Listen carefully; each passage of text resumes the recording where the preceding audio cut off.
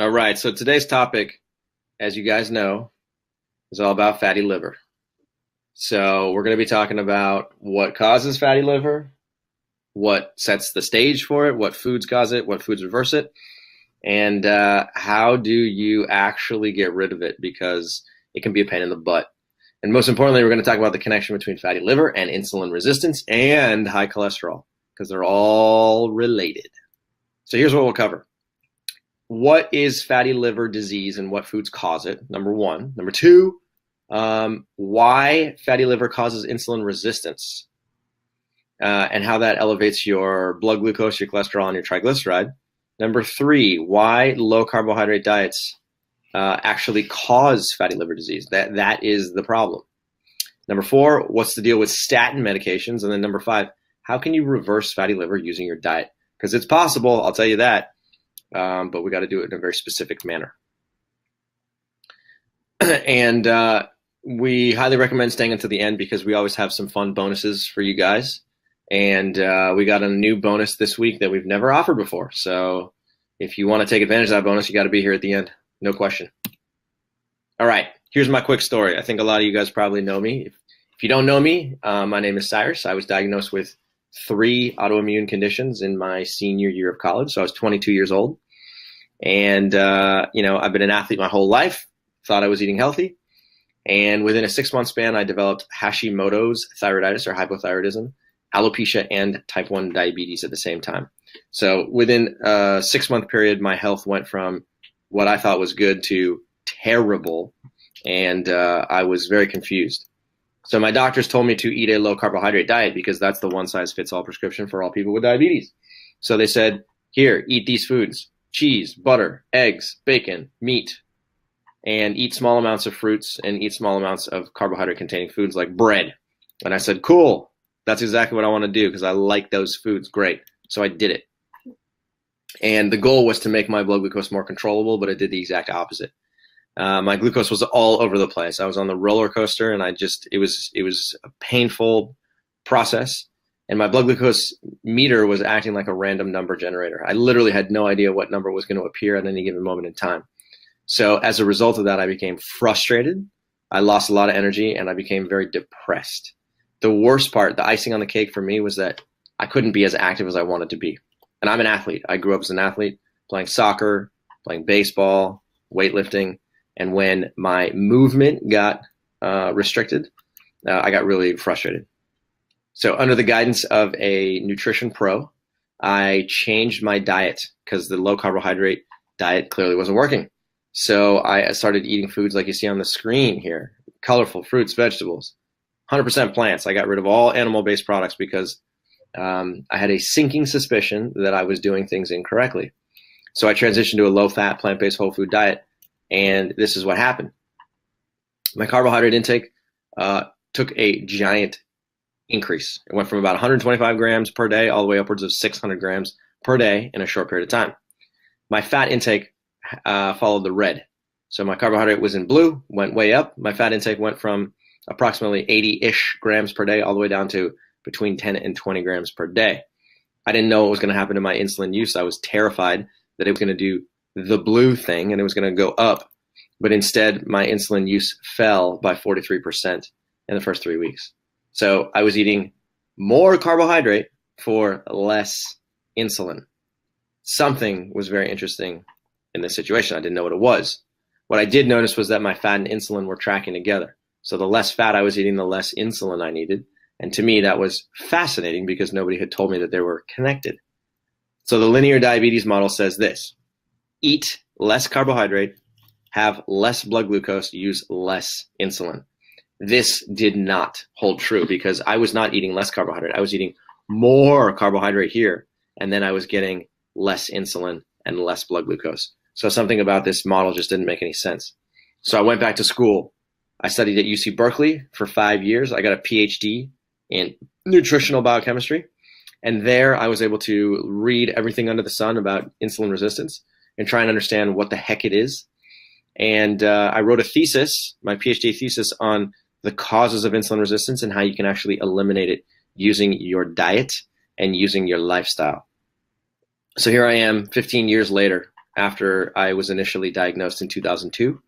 I've reduced my insulin use by 40%. I eat almost 1,000 grams of carbohydrate per day. That is not a typo. That is per day. And I inject about 25 units of insulin per day. So my insulin sensitivity is extremely high. It's greater than 30 units, 30 grams per unit on a daily basis. And my A1C values are between 5.4 and 5.7. So my glucose is controlled, my carbohydrate intake is up, and my insulin use is down. And I'm a pretty happy dude.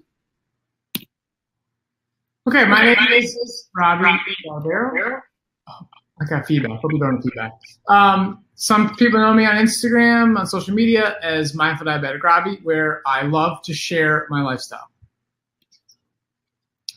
So I was also diagnosed with type 1 diabetes, like Cyrus. I was 12 at the time, and I was following the standard American diet. While doing that, I had to take allergy medications all year long. I had terrible acne, and I suffered from plantar fasciitis, which is a very uncomfortable pain in your feet. So I wore these blue boots at night, which is uncomfortable.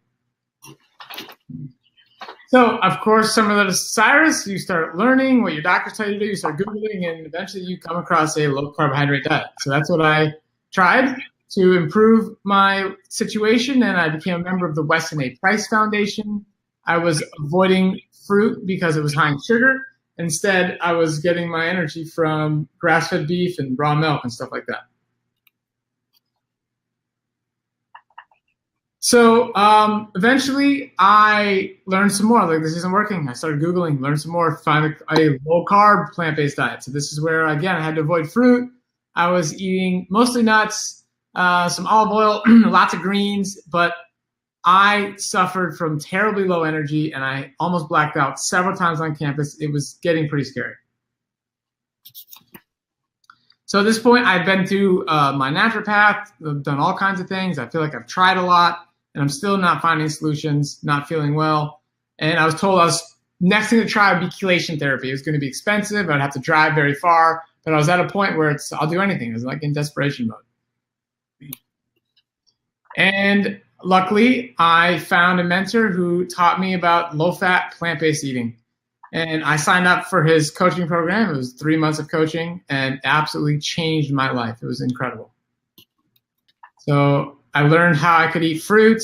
All of a sudden, my insulin sensitivity, just like Cyrus, went through the roof. I could eat all this fruit, and I'm taking less and less insulin. It's like, what's going on? So my insulin sensitivity was improving dramatically. And I was going to eat new fruits. I didn't even know what a persimmon was back then, but now I sure do.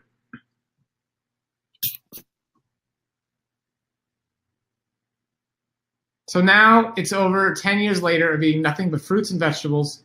I've had A1Cs ranging from 5.7 to 6.6. And I'm active every day. I feel amazing. And I just love sharing this with other people.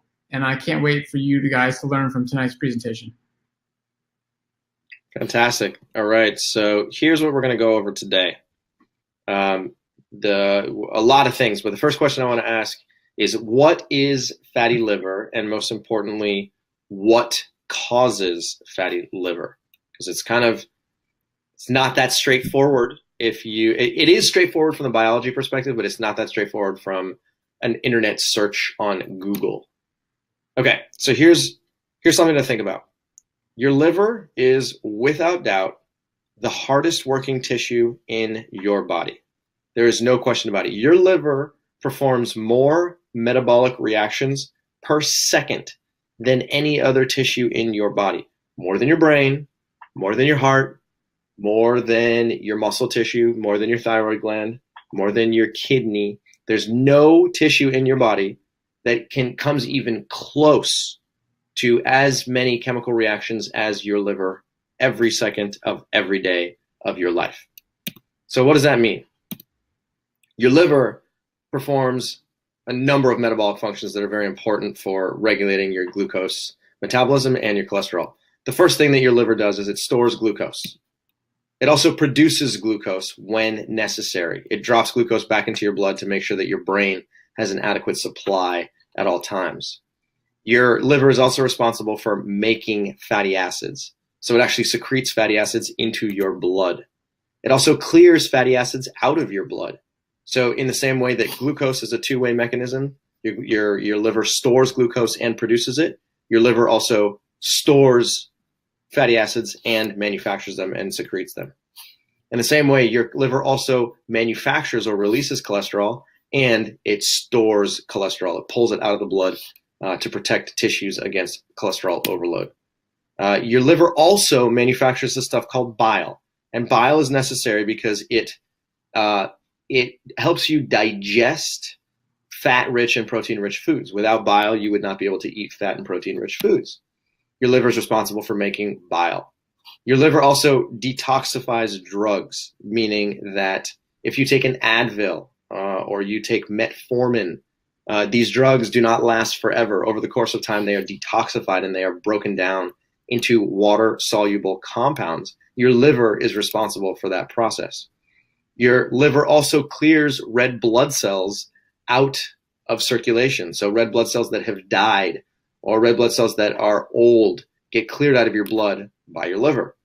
Your liver also takes care of all amino acid metabolism. That's everything related to protein metabolism. Very complicated. Your liver also produces this stuff called urea. That's what makes your pee yellow. That's an ongoing process that happens 24 hours a day. Your liver also metabolizes alcohol. So when you drink a glass of wine or you have a beer, that alcohol gets into your blood and makes you feel a little bit loopy. Your liver degrades that alcohol and breaks it down into water-soluble compounds and gets rid of it so that you don't stay drunk forever. So take a look at all these functions on the screen. This is just the icing on the cake as far as your liver is concerned. And the beauty is that your liver is doing every single one of these every single second of every single day.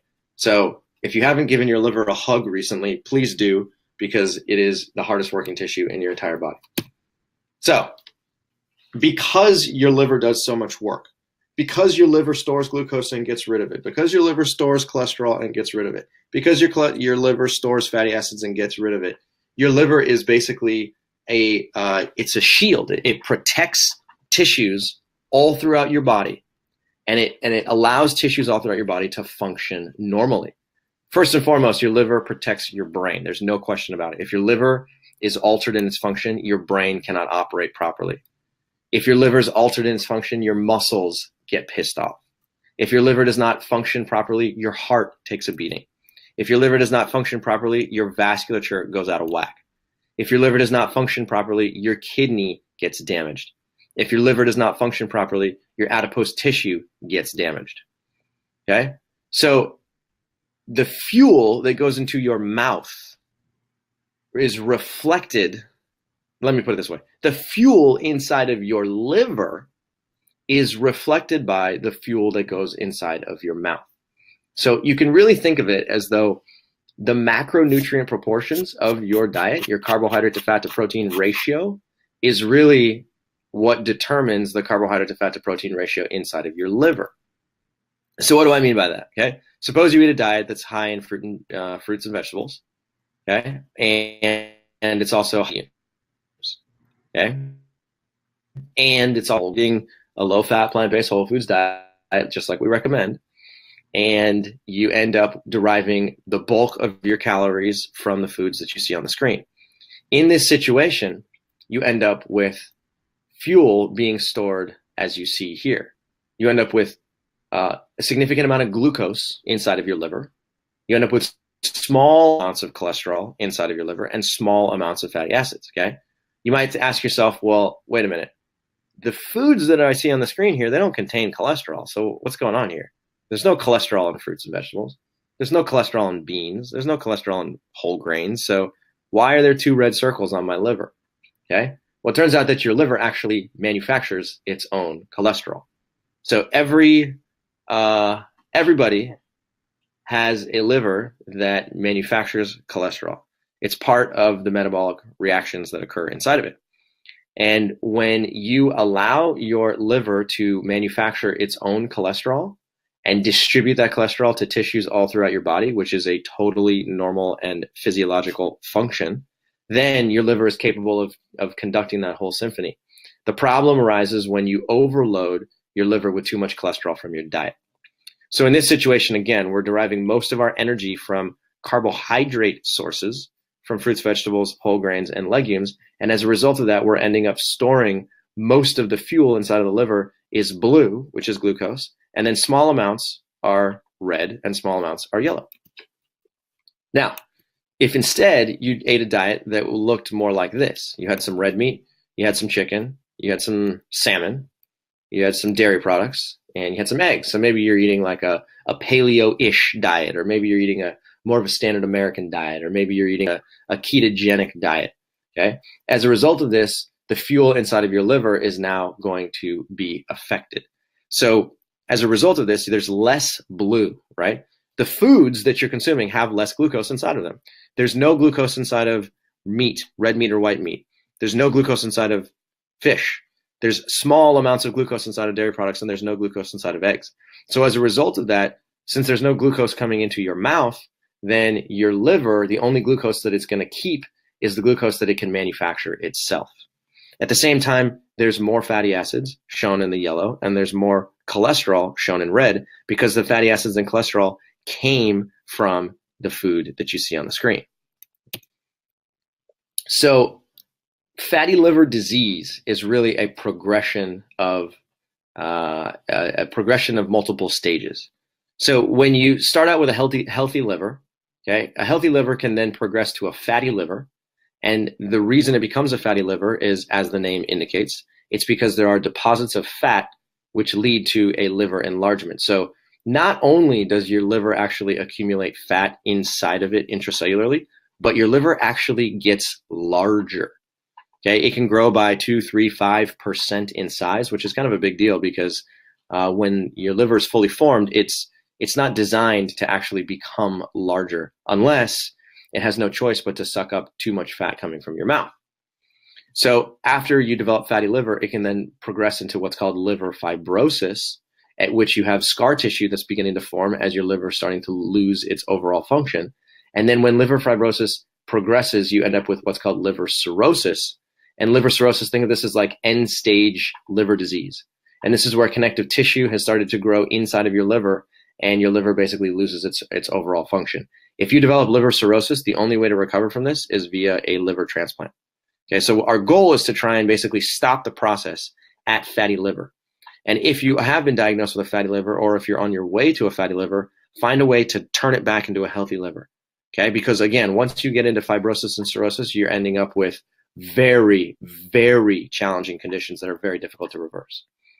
So fatty liver disease is caused by the accumulation of excess fat in your liver, resulting from a diet that's high in fat and high in cholesterol. So I want you guys to understand one thing, and one thing only, that Robbie and I do not advocate a zero fat diet. We do not tell you to stop eating all fat. That is not possible. What we're trying to educate you guys about is that there's a fundamental difference between eating a small, physiologically relevant amount of fat and then consuming excess fat. So that's why I put this in bold here, because really the problem is not about fat per se as much as it is an overload of fat or an excess quantity of fat going into your mouth. Okay? So insulin resistance is caused by the storage of fat in tissues that are not designed to store fat. You guys know this because I drill this into I put this slide up every single webinar. And if you haven't written this down and stuck it on your fridge yet, then please do that. Okay? So take a look at this. Fatty liver is caused by the excess accumulation of fat in your liver, and insulin resistance is caused by the excess accumulation of fat in your liver and your muscle. So what that means is that fatty liver and insulin resistant liver are the same thing. Okay? So again, in the insulin sensitive liver, you got a lot of blue and a small amount of yellow and a small amount of red. In an insulin resistant or fatty liver, which is synonymous, you end up with less blue and more red and more yellow. So what we're trying to do is basically reverse. We're trying to go from this stage over here on the right back to this stage over here on the left. So we want to figure out, how can we replace the yellows and the reds, the fatty acids and the cholesterol, with more blue, more glucose? Because there's a very, very simple way to do that. And this process takes time, and it takes a lot of consistency. So here's the next question. Okay, fine. We've established that fatty liver is caused by the accumulation of excess fat in tissues that are not designed to store fat, namely your liver. But why does that affect your glucose, your cholesterol, and your triglycerides? Okay, what's the connection there? Okay, So when you're eating a diet that contains a lot of meat and or fish and or dairy and or eggs, you end up with the picture shown here. Okay. Now your fat, your liver is, because it has accumulated a significant amount of red and yellow, again, cholesterol and fatty acids. At a certain point, your liver gets annoyed, and your liver basically says, all right, I can't continue to take this stuff up forever. I mean, I have like a finite capacity for being able to store more fat and more cholesterol, and I get assaulted every single time you open your mouth. And I'm going to do my best to store it so I can protect other tissues from storing it. But at a certain point, your liver gets angry, and your liver basically says, you know what? I'm going to start secreting it back into the blood. So here's what it does. Here's your vasculature. Okay. The first thing that your liver will do in this situation is your liver will start increasing the amount of cholesterol that it drops into your blood. Because again, there's more cholesterol coming into your liver than it was originally designed for. And as a result of it, your liver says, all right, I'm fed up. Let's get rid of this stuff. So it over secretes cholesterol into your blood, which then leads to an increase in your total cholesterol level and especially your LDL cholesterol. So now you have elevated LDL cholesterol, which increases your risk for heart disease. Number two, your liver starts to get angry and says, all right, I'm going to get rid of some of this stored fatty acids as well. Because again, I can hold on to some of it, but I'm not going to hold on to all of it. So it starts to dump fatty acids into your blood. And when it does this, your triglyceride level now goes up. So now you have elevated cholesterol and you have elevated triglycerides at the same time. The third thing your liver does, is that your liver also says, you know what? I don't have that much blue inside of me. I don't have that much glucose. However, I am going to increase the rate at which I am dumping glucose into the blood. And that's just think of it as like an inconvenient side effect of a fatty liver. So your liver definitely does store some glucose for sure. And through a process called gluconeogenesis, which is basically the synthesis of glucose from non-glucose precursors, your liver can basically take protein that comes from your diet and convert that protein and those amino acids into glucose. So now you end up secreting a bunch of blue or a bunch of glucose into your blood as well. So this is a problem because now you have hypercholesterolemia, which is elevated cholesterol.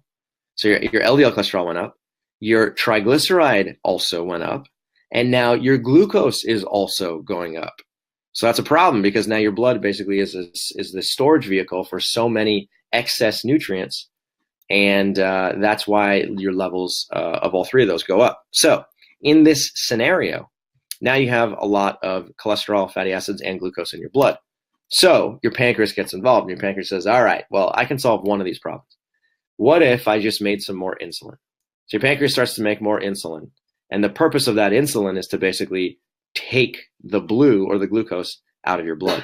Because the more insulin that appears, the more glucose can escape out of your blood and go into your muscles. So your pancreas gets involved and starts to make more green or more insulin. And as a result of this, you now become what's called hypercholesterolemic, which means elevated LDL cholesterol.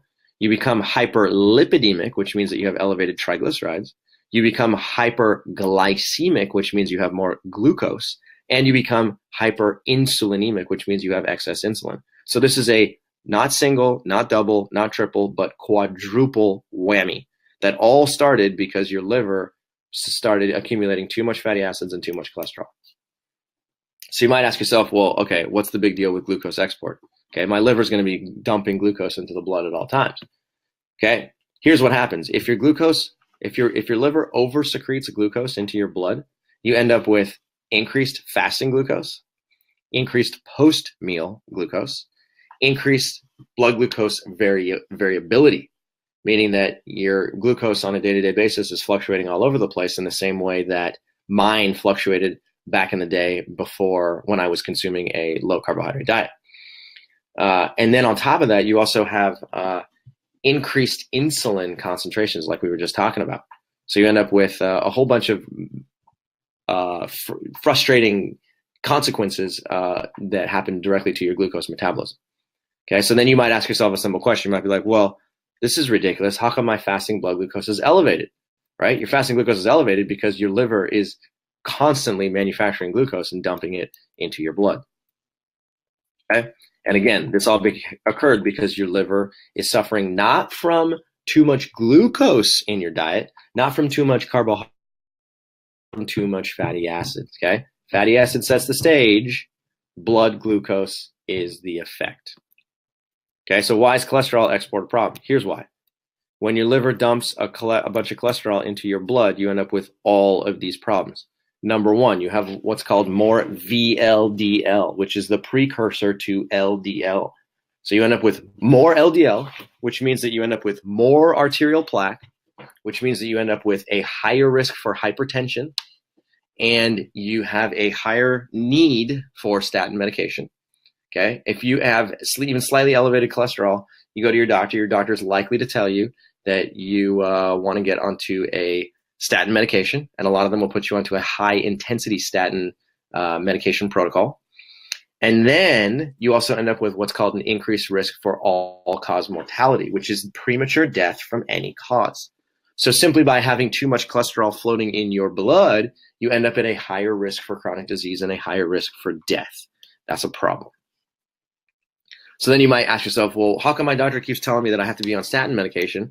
And the reason is because your liver is suffering from an overload of cholesterol. And again, this cholesterol came from your diet. Third question, why is fatty acid export a problem? When your liver oversecretes fatty acids into your blood, you end up with, number one, increased triglycerides. Number two, increased risk for arterial plaque and atherosclerosis. Number three, increased risk for hypertension. Number four, increased risk for cardiovascular disease, just like we saw with cholesterol. And number five, increased risk for premature death or all-cause mortality. Okay, so more lipids do a very similar task as more cholesterol, which is that it decreases your longevity and increases your risk for death. So then you might ask yourself a question, well, how come my triglyceride level are chronically elevated? And how come my doctor keeps telling me that I need to go on a statin medication to get my cholesterol medication or my cholesterol level down, right? Again, because your liver is suffering from fatty acid overload. Too much fatty acid in your blood causes elevated triglyceride levels, which then increases your risk for chronic disease. Okay, so by now, I hope you guys understand that, the stage was set when you started consuming foods that are high in fat and high in cholesterol, and then it causes your liver to start doing a whole bunch of abnormal things. And as a result of those abnormal things, now your risk for high cholesterol and hypertriglyceridemia and high blood glucose and high insulin becomes very prevalent. So you might ask yourself a simple question. What are the short-term and long-term effects of low carbohydrate diets? Okay. Now, this is something that I really, really, really want to focus on, and this is going to be something that I'm going to keep saying over and over and over again.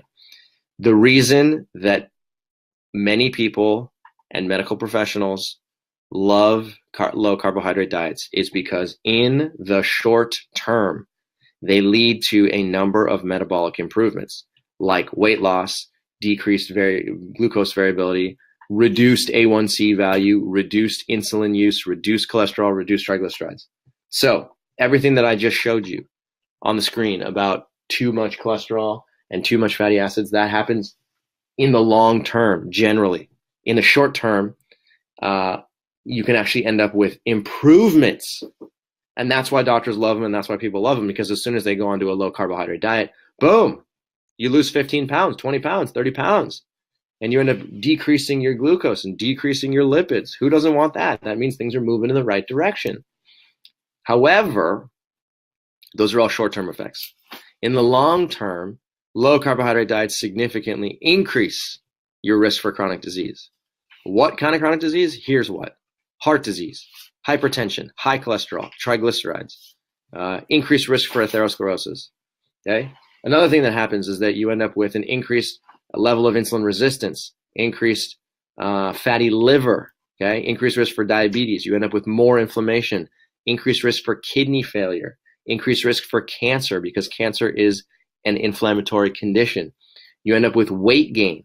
You end up with low energy, impaired digestion, and food cravings. Okay, so I'm going to stop the presentation here for just 1 second, and I want to go to the chat box, and I want to see, given what you see on the screen here, okay, things like inability to lose weight, impaired digestion, food cravings, low energy, increased risk for heart disease, increased risk for diabetes and associated conditions. If you have followed a low carbohydrate diet and you have experienced some of these conditions, please write in the chat box, tell us what you have experienced, because I want to know. This stuff is very important, and this stuff happens all the time. And it's very important to understand that, you know, you can control practically every single one of these symptoms simply by changing the food that goes into your mouth. So again, go to the chat box and tell me what has happened to you on a low carbohydrate diet. We'll come back to that in a sec. Okay, in the chat box, here's what I see. I see food cravings, inability to lose weight. Okay, Teresa says, not all carbohydrates are the same. How about whole food, gluten-free? Okay, all of the above. Okay, how pain in my liver from John. Okay, weight gain, inability to lose weight from Laura. Okay, great. Fatty liver, weight gain, low energy, insulin resistance from Camille, inability to lose weight, low energy, low energy, low energy. Okay, food cravings, hypertension, diabetes, total body inflammation, increased LDL, cravings. Food cravings and inflammation from Yvette. Sue Ellen says inability to lose weight, fatty liver, cholesterol, overweight, diabetes from Maria. Okay, I think you guys start to see the commonality here, right?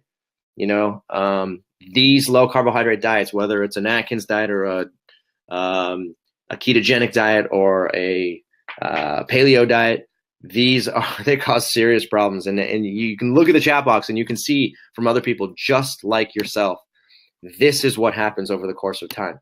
Okay, so I'm not going to say that I'm happy that you're experiencing these symptoms, because I'm not happy about it. But it is common, it is true, and it is just plain biology. Okay, the biology that we have been taught about low carbohydrate diets is backwards. It is backwards. It is not evidence-based, and it is completely falsified. So I want to help you guys understand that most of these conditions that you're writing here, inflammation, inability to lose weight, high triglycerides, food cravings, low energy, all of this stuff can be reversed. And we ought to just change the food that you put in your mouth, okay? So let's go back to my presentation. See my screen? We sure can. Your screen looks great. Awesome, cool. Thank you, thank you, thank you. All right, so we're gonna go here. So here's what I've highlighted in red. If you guys noticed, I stuck fatty liver right there in the middle. Low carbohydrate diet significantly increase your risk for fatty liver. This webinar is about fatty liver, okay? If you're living with fatty liver, chances are it may have happened from either a standard American diet or a low carbohydrate diet. That is very important to understand. Okay, let's talk about statins. Statins are a pain in the butt. Statins are incredibly effective. They lower your cholesterol, but in the long term, they cause some serious problems. I like to think of them as classic Band-Aids, right? You can wear a Band-Aid for a little while and it'll work, and then a Band-Aid will stop working. Okay, so there are many papers that are written about statin medications and why they are either effective or not effective. And here's a perfect example of a paper that was written by researchers in India to try and determine whether or not statins are actually safe in the long term.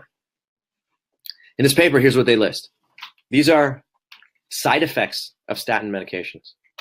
Side effects. The list is unbelievably long. You guys have probably seen those pharmaceutical company commercials where they say side effects include nausea, vomiting, diarrhea, constipation, gas, bloating, skin irritation, and then they get to these ridiculous conditions. They say, please consult your physician if you have been constipated for more than 7 days, or if you experience dizziness or fainting. And it just goes on and on and on. And you sit here and you think to yourself, what's the point? It doesn't make any sense, because if I take a medication, I can end up with anything here, right? And the ones that I highlighted in red are the things like stroke, hemorrhagic stroke. This can kill you. Peripheral neuropathy. This is lightning bolts in your peripheral nerves. Cognitive impairment. This is an inability to think properly. brain fog, right? Cancer risk. You kidding me? You take statins and you end up with a higher risk for cancer? That doesn't make sense. Okay, erectile dysfunction for men.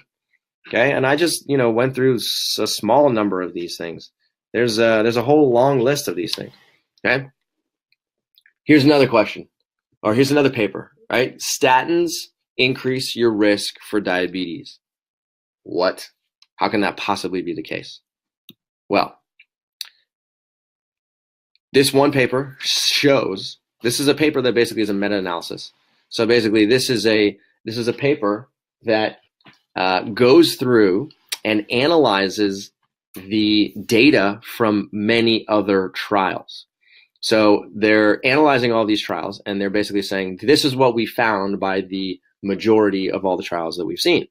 And they said that they had identified more than 174 cases of diabetes in the groups that they had studied, which indicated that by taking a statin medication, your risk for type 2 diabetes increases by almost 10%. Okay? So if you want to increase your risk for type 2 diabetes, go ahead, use a statin medication.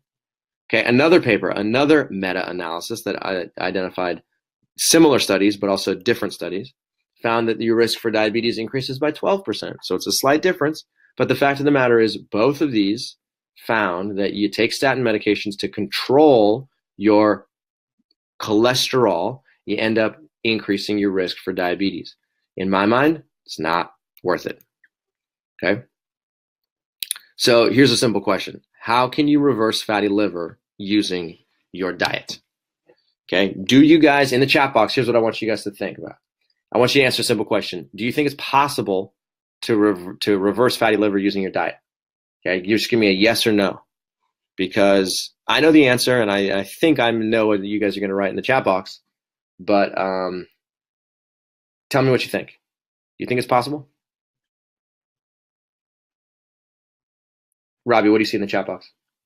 I see a flood of yeses. It's just yes after yes after yes. There's a hope so.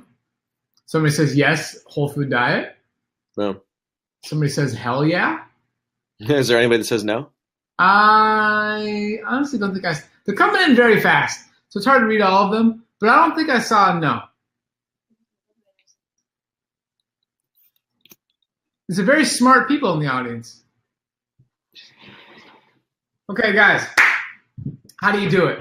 Low-fat, plant-based, whole food nutrition. You knew it was coming, but here it is. We're going to deliver the message loud and clear. These colorful, delicious foods, these are the foods that reverse fatty liver and allow you to enjoy your food, love your food, and get healthy. So we have a coaching program where we teach people how to make this lifestyle change. It's actually very simple, but we totally understand that this simple thing is actually quite complicated in our everyday society and everything that's going on, how busy we are. So I'm going to go through some details real quick here about exactly what foods do we eat on a healthy, low-fat, plant-based whole food diet. So we've broken it up into 3 categories: green light, yellow light, and red light. So the green light foods, these are foods that you can literally eat essentially as much as you want. I mean, of course, there's some exceptions, and you could eat any, you could like make yourself sick. But in general, these foods are so high in water content and fiber that you can sit down and eat as much as you want, eat to your heart's content. So these include fruits, non-starchy vegetables, so that's like cauliflower, zucchini, eggplant, starchy vegetables like potatoes, yams, squashes, eat those in unlimited amounts. Beans, lentils, and peas, these are the foods that the longest lived people on the planet eat. Green leafy vegetables, we're talking, lettuce, Swiss chard, arugula. That stuff is great. Intact whole grains. So the key word there is intact. These are whole grains in their true whole form. And then herbs and spices. Those are all green light foods.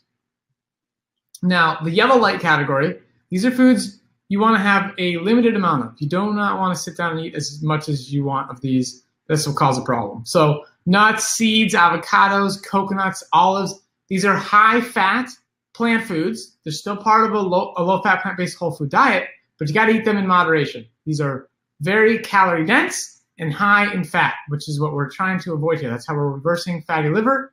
by not eating a bunch of fat. So pastas, those can be okay. So like a brown rice pasta, that's okay. That's a yellow light food, but it's still not as good as actual brown rice. So same thing with some of these new pastas out there. There's these bean pastas, which are cool and they're great. They could be part of a healthy program, but again, it's best to eat the beans in their whole form. Breads, so like sprouted breads, Ezekiel breads, those are okay.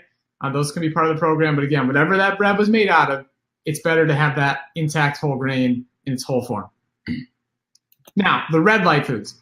These are things we completely need to cut out if you want to truly reverse fatty liver. So dairy products, eggs, red and white meat, fish and shellfish, these are all gone. Oils, and we mean it, oils of any kind, whether that's olive oil, sesame seed oil, avocado oil, doesn't matter. These are the most refined foods on the planet, nothing but pure fat. It's not going to help your case when trying to reverse fatty liver or insulin resistance. Refined sugars, obviously those are no good. Pastries and breads, I mean, that's a bunch of fat and sugar all into one processed food. Those are a disaster, so those are in the red light category. Okay, so what do these foods look like? I'm telling you, these meals are delicious. Delicious, satisfying, colorful, nutritious. I mean, look at the screen here. You got like a bean stew in the upper right there. You got a bunch of fruit, greens. This food is tasty and amazing. And as you all know, we are very friendly, fruit friendly at Mastering Diabetes. You can truly eat an abundance of fruit.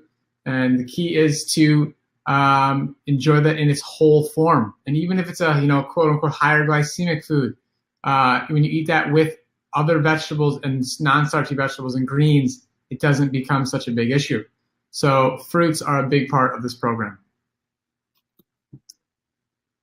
Now, I don't know if you guys remember, but maybe, 2 months ago or so, we gave a webinar about amla, okay, Indian gooseberries, the magical wonder berry that nobody ever talks about.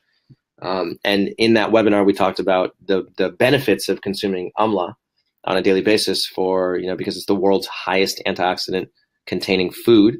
And it's got some very dramatic and measurable effects on blood glucose and cholesterol. So in that webinar, we talked about the fact that when you consume amla on a daily basis, which is the equivalent of, I kid you not, 1 gram of amla per day, which is, I think it's like a quarter of a berry, something like. I mean, it's just like a tiny, tiny amount. You can end up dropping your LDL cholesterol in a very short period of time. So, some studies have shown that basically over the course of 21 days, your LDL cholesterol can start out in elevated numbers right here, approximately 110 to 120, and within 3 weeks drop all the way down to between 60 and 120. So this is a very significant drop. I think it was an average drop of about 40% in 3 weeks, which no cholesterol medication can do. I mean, this is just mind-boggling. It also increases HDL concentrations, which is the good cholesterol. So same thing, over 21 days, you start out with HDL concentrations approximately 50, and you end up with HDL concentrations that are sometimes as high as 80. So the average here is about 60, 65. As far as triglycerides are concerned, elevated triglycerides right here within a 3-week period started somewhere about 250 to 260 on average, come all the way down to as low as 134. This average right here is about 160, 170. So you see over 100-point drop in triglyceride values in the same 21-day period. And when researchers first saw this, they started to think about amla as being a real player in this metabolic disease game. Okay, so other researchers have gone on to say, well, okay, how does amla compare against statin medication? Because we know statins can reverse or reduce your high cholesterol, and amla can do it, but how do they work head to head?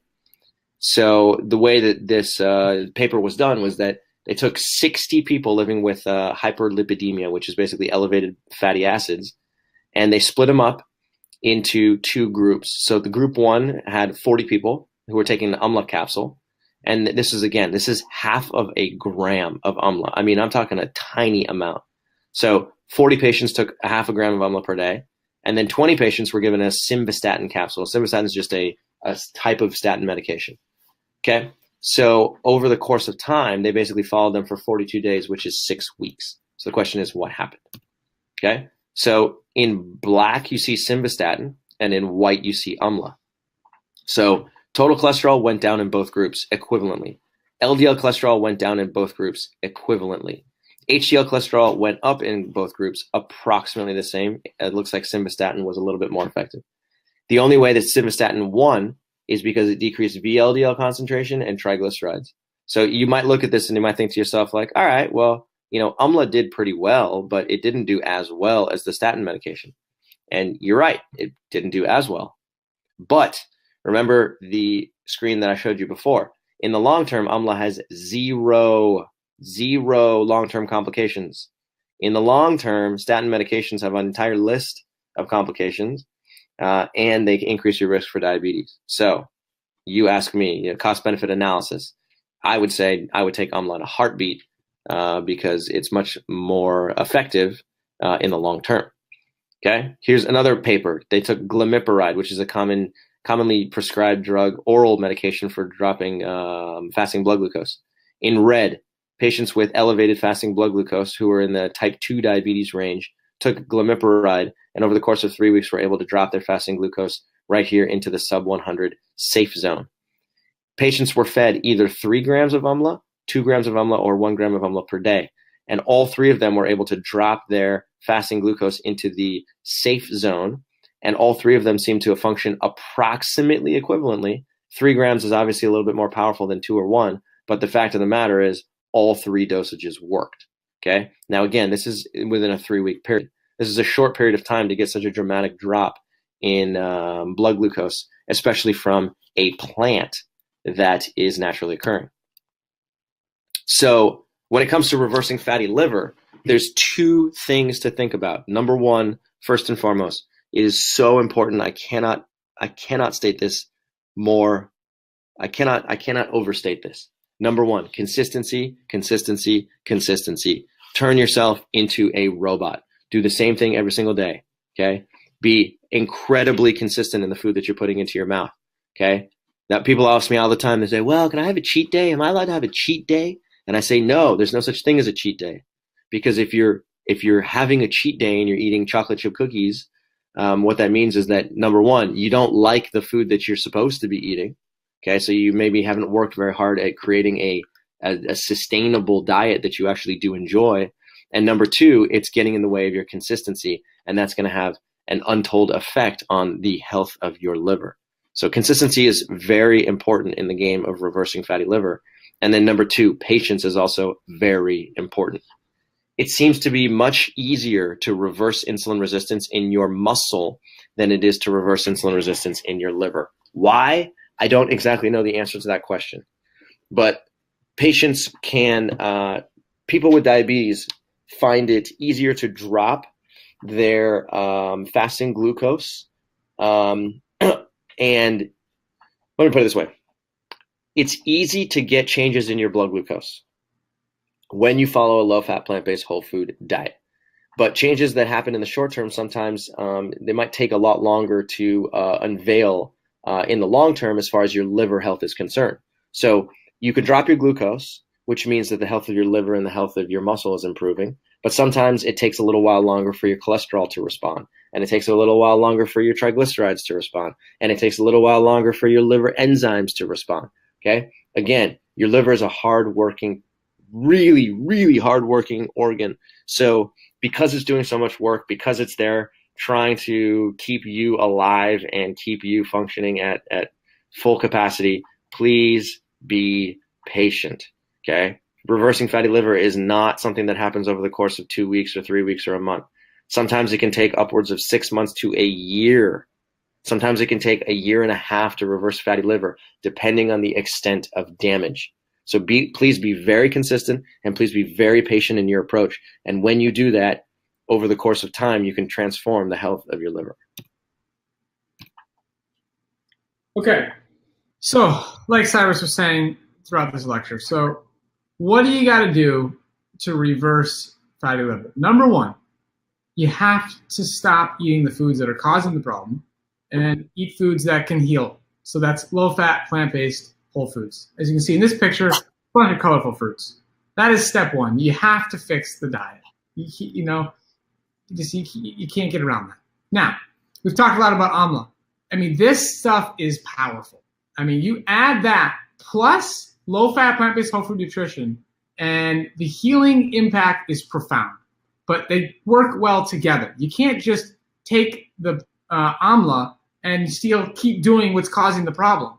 So you got to do both together, and you get powerful, powerful results. So more about amla here. As you can see on the screen here, this is a very, very powerful product here. Cyrus, do you want to talk a little more about this? Yeah, sure. So what we did is we created. Let me show you this. So we created Amla Green, which is basically the product that you see on the right. The problem with Amla, the reason why we created this product in the first place, is because Amla tastes like crap. It is very, very hard to ingest. If you went and you found a gooseberry out in the wild, and it's grown mainly in India, and you put it into your mouth, you might be able to stomach it, but it's so sour that it makes you gag. Okay, so the question is, well, how can you get it in your body in a way that doesn't make you gag? So we basically worked really hard to try and find a way to make it palatable. So we mixed it with some oolong dark green tea, and we got a really, really, really high quality source of amla, and we were able to put this thing together, and we created a product that actually tastes very good, and it's a tea. So what you do is you take a scooper that's inside of the jar, and then you mix it with water, and then you end up just creating a tea. You drink the tea, and then you get amla into you, without much pomp and circumstance. There's no amla tea on the market. We were the first people to make it, and we've gotten a lot of good feedback from people. Some people don't love the taste, and that's okay. But if the overwhelming majority of people seem to really enjoy it, and it's a very, very effective. It's a very effective addition to a low-fat plant-based whole food diet, like Robbie was just saying. So let's look at what's happened to some people who are in our program who started taking this. I mean, look at the screen. I mean, take time to read that, guys. I mean, that is powerful. So this woman's husband didn't make any dietary changes, which we're not really recommending, but saw an impact already. It's incredible. Absolutely incredible how much it works. And when you put both together, it's next level. Yeah, so the trick here is that he's basically, what she's saying is that he won't dive into the program 100%. He's basically like making small changes. Now, that's okay. That's fine. But he's only made small changes and just added Amla Green to his diet. And his fasting blood glucose went from, 150 to 160 all the way down to 113. So it dropped by, let's call it 30 to 40 points in 5 days. 5 days. That quick. Here we go. We got another one. So it's the same person. She got excited. She starts taking it. Look at what happens. Amazing numbers. Amazing. Yep. Very short period of time. Here we go. Another person. Significantly dropped, and blood pressure dropped. Both were stuck. And this, what we call amla here, it's like plant medicine. It's like, it's true. Like you go to the doctor, like you take a pill. Like you expect the pill to work. It's like a pharmaceutical drug. It's probably it's gonna reduce my numbers. Is it gonna make me healthier? I don't know. But like this is plant medicine that actually works, but it's from the plants and doesn't have negative side effects. It's unbelievable. Here we go. Type 2 for over 10 years. Fasting blood sugar the past, and there we go, right there. Now below 100. It works. And this, she used it with ice water and a splash of natural juice. So that's a good way to consume it and make it taste even better.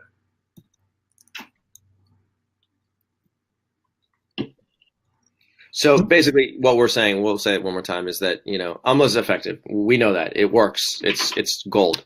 But if you consume amla without changing your diet, then you're setting yourself up for disaster.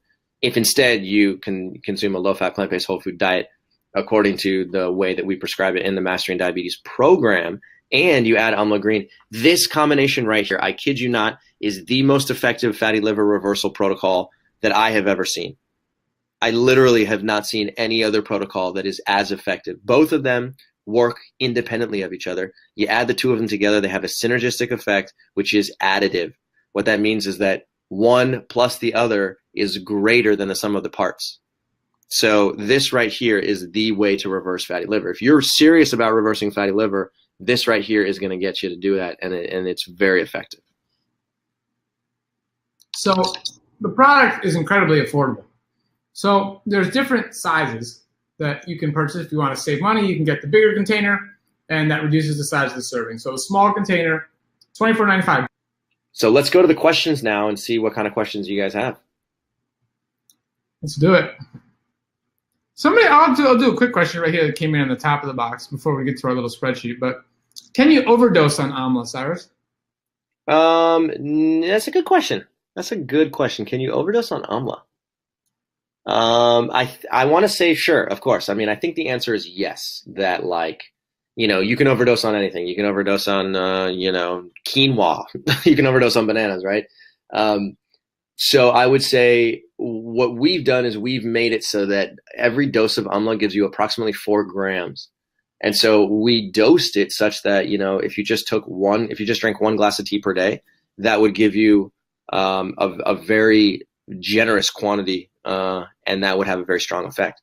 Some people choose to drink 2 cups per day, and I think they're seeing more benefit. They're seeing reduced cholesterol, reduced triglycerides, and reduced blood glucose. So what I would say is at the maximum, drink 2 glasses per day. But is it possible that you could overdose? I'm pretty sure the answer is yes. Yeah, let's try not to overdose. We got Lyle here who just wrote, it works. Following the program and drinking the tea and results have been fantastic. So the results work. There's no need to part of our big teaching in our coaching program is slow and steady wins the race. So trying to just consume the whole bottle in a day or something is just not going to do anything. We want to see consistent, steady benefit. Absolutely. Okay. So there's some people who are on YouTube that cannot access cannot put their name on the email list. Okay. So, are there people on YouTube? That's interesting. I didn't even know this was going on YouTube. Yeah. Okay. I don't know. So if you are on YouTube and you are trying to put your name on the email list and you haven't been able to, you can't see the offer, simply write an email to team@masteringdiabetes.org, TEAM@masteringdiabetes.org, and just say, interested in amla 20% off, and we will put your name on that list. Okay. But please put your name on the list. If you can do that, we prefer that method. And if you can't for whatever reason, then write us an email. Okay. Now, another thing that I see some other questions here about the fact that amla tastes like crap. And like we talked about, if you go to Amazon right now, there's a whole bunch of products for amla, right? There's powders, there's lipstick, there's hair oil. It's all over the place, right? We created amla green. That's it. We have nothing to do with any of the other products that you'll see on Amazon. So I just want to clarify here. Our product tastes the best of any amla product that we've ever sampled ourselves, and we've tried a lot of them. A lot of these products, you have to just mask the flavor. You got to dump it into a soup, or you got to put it into a smoothie and just try and get as much sweetness around it so that it doesn't taste bad. And our tea can be drank by itself. I have one every single day. I love it. A lot of our clients love it, and my family loves it. So just know, if you're concerned about it tasting like junk, then please don't worry about that, because it actually tastes quite good.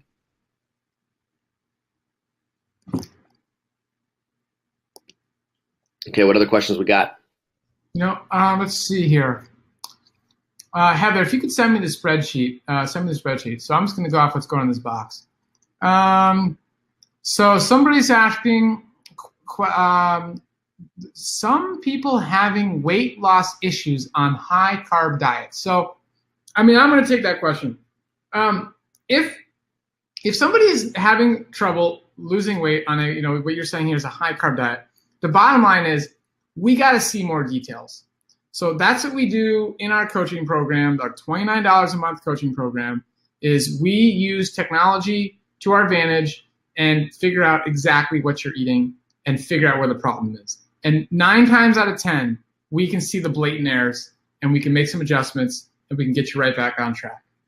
And in some tough cases, the 1 out of 10 where, they actually are doing exactly as we're teaching, and it's their weight's not going off as quickly as they want, or it's staying kind of steady, then we go to the next level. We make some more tweaks on the calorie density. And you know what? You don't necessarily have unlimited amounts of brown rice. Instead you tweak that, have a little bit less brown rice, more, non-starchy vegetables at that meal. Or when you're eating your fruit meals, maybe the fruit meals don't consist of lots of dates and bananas, but maybe the fruit meals are more like berries and peaches or something. Those are lower calorie density. So we play around with it, and we work with people in our group. Our team works with them on a day-by-day basis to solve that problem. So that's the best thing I can say is, honestly, guys, if you're like, I'm trying this and I really want to lose weight, hit a plateau, I highly suggest just investing $29, join us for 30 days, see how it goes, and you're going to love it, and you're going to stay a lot longer than just a month. Absolutely. Couldn't agree with you more. So there's a bunch of questions here that I want to get to. So there's some questions here about how is fatty liver diagnosed? What blood tests, are necessary in order to really figure out if you have fatty liver in the first place? Okay. So write this down if you have a pen and paper with you. I would test a number of things. Number one, I would get your lipid panel. So your lipid panel contains 4 numbers: your total cholesterol, your LDL cholesterol, your HDL cholesterol, and your triglycerides. Okay. So if you go to your doctor and you say, "Doc, I want a fasting lipid panel," then they know what that means. So that's number one. That's required. Number 2, fasting blood glucose. Okay, that's definitely required. Number 3, liver enzymes. The 2 liver enzymes of concern are called AST and ALT. I'll repeat that: AST, ALT. Once you get all 3 of those together, okay, your fasting lipid panel, your fasting blood glucose, and your AST and ALT, that right there will tell you. It'll be a pretty good indicator as to with what state your liver is in. In my experience, neither one of those tests by themselves are definitive. So if you just get your ALT and AST measured, but you don't measure your fasting lipid panel or your fasting blood glucose, you can't really draw any conclusions. Okay, so get all 3 of those measured. If you have any questions about your lab work, you can just send our team an email and we can try and help you interpret it. We're not doctors, we're not physicians. We cannot diagnose anything, but we can give you a little bit of strategy here. Point being is that if your liver enzymes are elevated and or your fasting lipid panel and or your fasting glucose, as a whole, this collection of tests is really effective at helping you understand how much damage your liver may be experiencing. And then one other test that seems to be quite helpful for people who are worried about inflammation is you get something called a CRP, which stands for C-reactive protein. And the specific test that you want to take is called high sensitivity CRP. Okay, so high sensitivity CRP basically is a marker of total body inflammation. And the higher that number is, the more inflammation is present in your body. The lower that number is, the less inflammation there is in your body. So CRP is manufactured by your liver. And if you get your CRP level measured as well, that'll basically tell you if there's inflammation in your body, which your liver is trying to quench. Love it. Okay. Somebody, I don't know if we answered this or not, but somebody says, do you consider a 40-30-30 diet a low carbohydrate diet? So, yes. Let's see. That's got to be at least 30% of calories from fat. I don't know. This is a lot of ways to slice it. If the low carbohydrate world, if you really, really want to do it like perfectly, as far as like the keto people and some of those websites that are showing the most amazing results, they're talking about no more than 30 grams of total carbohydrate per day. So that's like the standard. So how do you define it? So here's what I would say. In my professional opinion, anything less than 60% of carbohydrate in your diet is a low carbohydrate diet. Okay, so anything less than 60% is low carbohydrate. So technically speaking, 40% carbohydrate is low carbohydrate. Number 2, more importantly than what I call it a low carbohydrate diet, is I would call that a high fat diet. That's a high fat, high protein diet. And that has been shown over and over and over again by research to increase your risk for all-cause mortality. So Yeah, 40-30-30 is a disaster. That is very close to the standard American diet. That has been shown time and time and time again to lead to metabolic disasters. So if you have measured yourself at a 40-30-30, I strongly recommend changing it and doing it quickly. There we go. Excellent. Somebody says, when taking AMLA, should you stop taking statin medication? Okay. When taking AMLA, should I stop taking? Okay. So we're in a dicey position here because we're not physicians, and therefore, we technically can't tell you whether it's, reducing medication is smart or not smart. That being said, if I were in your position, here's what I would do. The way to determine whether or not it's smart to stop taking any medication, whether it's statins, whether it's metformin, whether it's a blood pressure medication, is I would start taking AMLA. I would start using it on a daily basis. I would then monitor my cholesterol levels very closely. I would go to the doctor and I would get a fasting lipid panel after about a month. Okay, and I would say, what has happened to my cholesterol levels over the past month?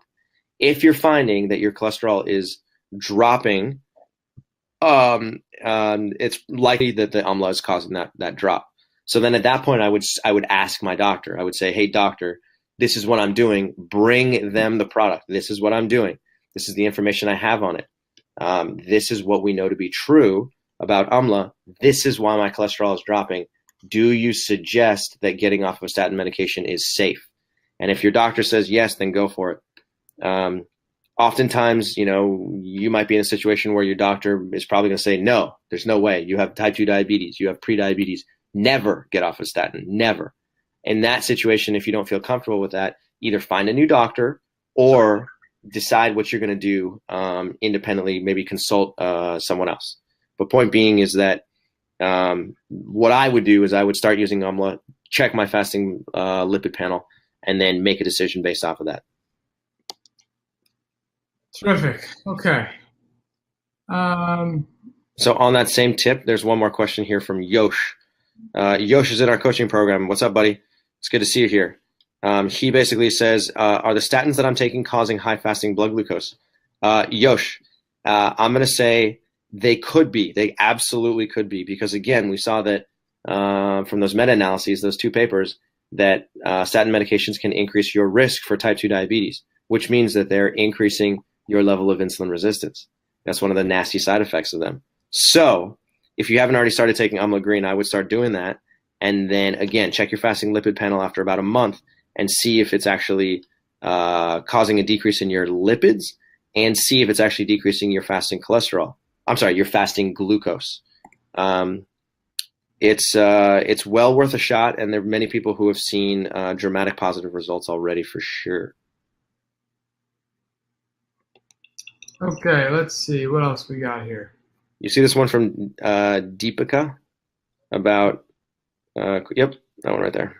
Okay, so low carb plant the human body is not designed to run on glucose and is toxic. I mean, it's read the question out loud. Well, the question is, I have a question which has got me super confused. The low carb people claim that the human body is not designed to run on glucose, and glucose is toxic. They claim humans are meant to run on ketones. Please address this big question: ketones or glucose?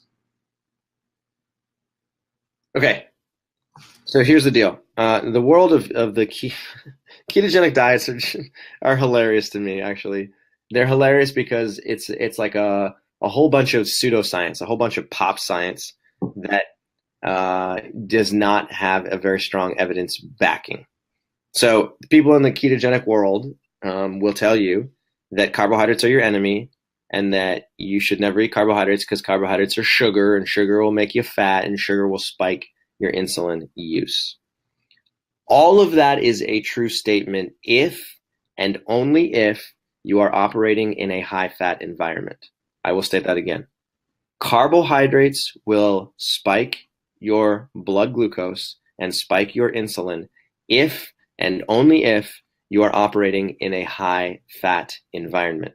What that means is that if the fat content of your diet is high, or if the fat content of your blood is high, if either one of those is true, then eating carbohydrates can be a pain in the butt.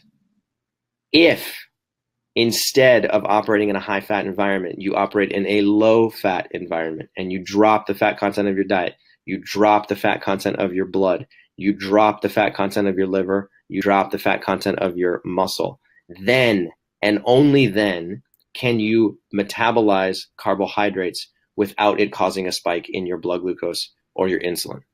So the people in the ketogenic world are brainwashed into believing that carbohydrates are super dangerous for human health because, think about it, they are operating in a high-fat environment.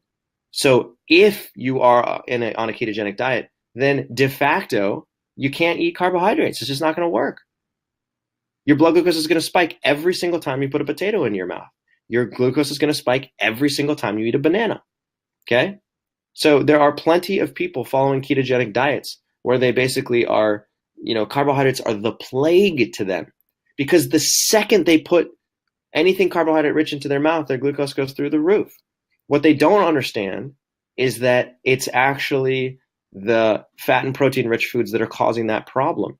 They always point the finger at the banana or the potato or the bowl of quinoa or the persimmon and they say, hey, you're the problem, when in reality, it's not the problem. The problem is that they caused insulin resistance from every other food in their diet.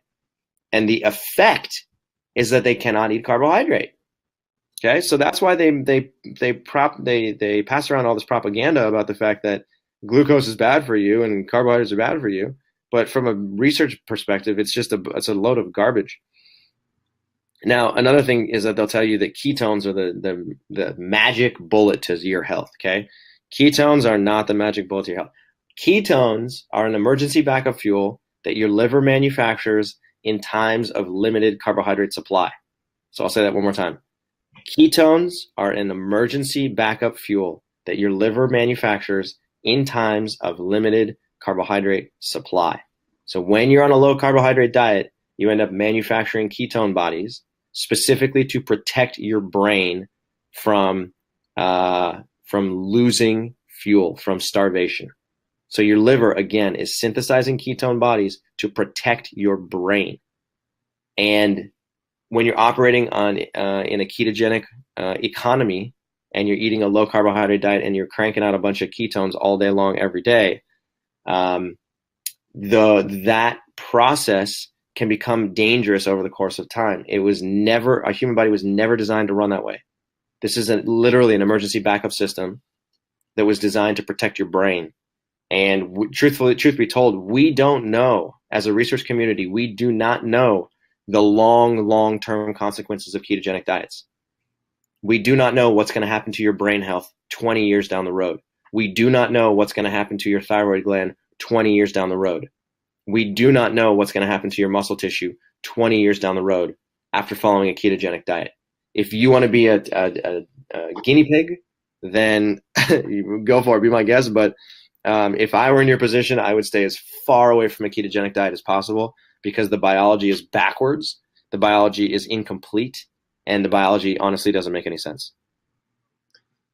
Yeah, it's so good. And there's so many ways to slice this. I mean, like I was saying, it's a little crazy. But at the end of the day, it's almost like just ask yourself, like, what do you want to accomplish? Like, what's your health goal? What are you trying to, and what's the reason you want that goal? Like, you want to live long for your grandchildren. You want to, look better for your partner, whatever it is. Like what's your goal? And why not get there with these amazing, delicious foods we're showing you? Like, it works. Like, you get to choose. I mean, you want to eat like tiny portions of bacon and eggs, or do you want to eat, fruit for breakfast as much as you want? Like, you get to decide. Like, anyways. All right. Next thing here. How long does it take for the liver to replenish itself? How long does it take for the liver? Okay. So technically speaking, your liver takes approximately, I'm trying to remember. I think liver cells repair themselves. Liver cells replace themselves once every 4 months, if I'm not mistaken. So you do the math on that one. I think the answer is it takes approximately 6.5 to 7 years for your liver to completely regenerate itself. That doesn't mean that it takes 6.5 or 7 years to reverse fatty liver at all. What it means is that your entire liver, every single cell in your liver will create a daughter cell within a span of 7 years. But as far as fatty liver is concerned, as far as the reversal process of fatty liver is concerned, the answer is it can be as little as 3 months, or the answer is it could be as much as 2 years, and it depends on the amount of damage that's already occurred. And again, the damage is caused by high cholesterol, high protein, high fat foods.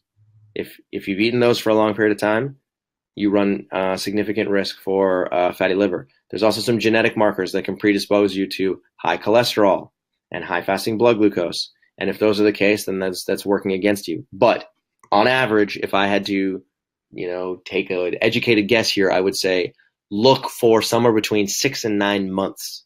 6 and 9 months to fully reverse fatty liver, and you're cruising at that point. Okay, we got a lot of questions. Things are still coming in, so we're going to go through these quick. What are your thoughts of ideal protein? I think we might have answered this already, but the bottom line is on a low-fat, plant-based, whole food diet, if you consume enough calories from whole foods, you get enough protein. It's literally that simple. And I mean, you could sit there, if you're concerned, you could run blood tests to see what your protein looks like. You could go to the gym and perform and see if you're improving physically. It's very easy to objectively be confident that you're getting enough protein. And you can also look up the numbers in nutrition software. So that's that one. Cyrus, does your liver shrink back to normal eventually? Yes, 100%. When you reverse fatty liver, your liver becomes less enlarged. It'll definitely go back to a much more normal size over the course of time. Yeah. And remember, it's the accumulation of excess fatty acids that causes the liver enlargement in the first place. Yeah, I'm sorry, we didn't get a screenshot put in the presentation. It was a last minute thing, but there's a member of our group, his name is Scott, and he has reversed his fatty liver in a very short period of time because he's just 100% compliant and all on it. And he went and got a sonogram, so he has the before and the after, and his liver has already returned to normal size. So absolutely yes. Okay, somebody's saying the difference between high and low glycemic foods. So we actually just did an interview today with Matt Letterman from Forks Over Knives, talked about this topic. And really the whole glycemic index and all that stuff is just blown out of proportion. It's not that big of a deal. When you're truly eating a low-fat, plant-based, whole food diet, you get there's only a few fruits that are even high anyways. And if you want to eat those fruits, we teach you how to eat them with other foods. So the index doesn't, if grapes are a high glycemic fruit and you eat grapes by themselves, okay, yeah, that's one thing. But if you're eating grapes you have like a grape salad, or you snack on it with some carrots and some cucumbers and a hummus dip or something like that, then it's a whole different story. The glycemic game, it doesn't even matter. So it's just blown out of proportion. Don't worry about it. Eat low-fat, plant-based whole foods and enjoy the fruits that you want to enjoy. It's about creating a lifestyle that's sustainable and that you enjoy. So if you love grapes, we will find a way for you to enjoy grapes and not have a problem with your blood glucose or reversing fatty liver. Bottom line. Okay, let's see here.